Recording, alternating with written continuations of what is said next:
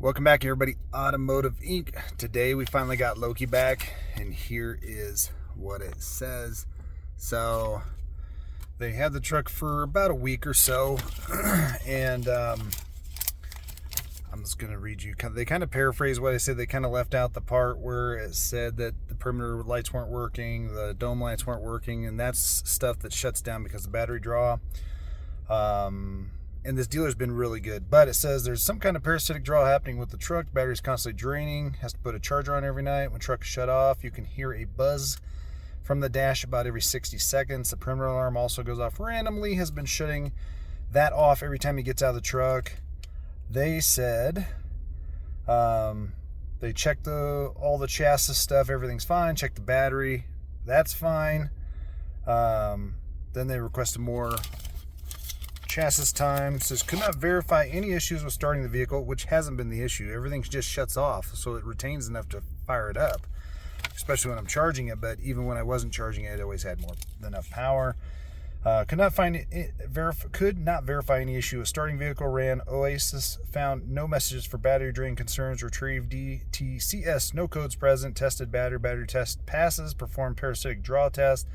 Let vehicle go into sleep mode after 30 minutes and found normal current draw at 0.05 amps or less, indicating no parasitic draw is present at this time.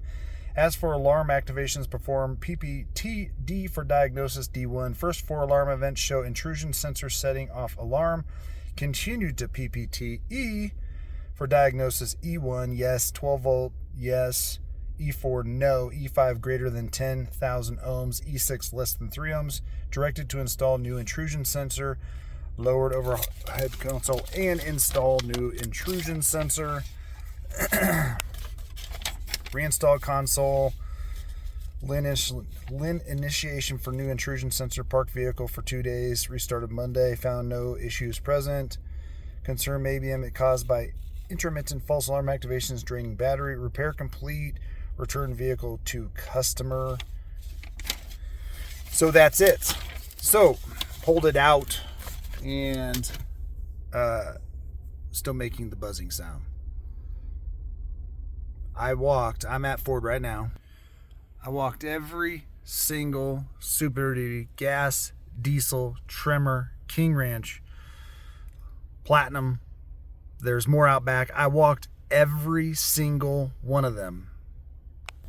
I walked by probably 60 vehicles. Some of those are 24s, some of them are 25s. No buzzing sound.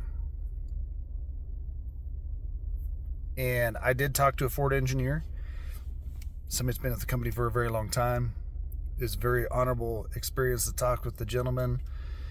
He put me in touch with another gal who is in head of these type of issues there. They're going to send a task force out to deal with it. Now, they said come pick up the truck, which is good. I'm going to take it back.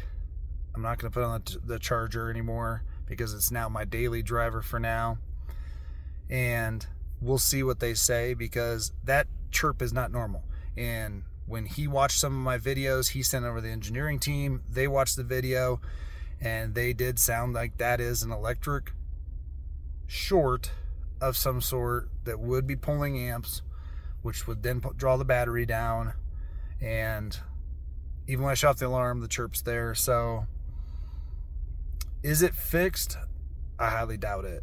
And I'm getting kind of fed up because I just walked all these other trucks and none of them do that.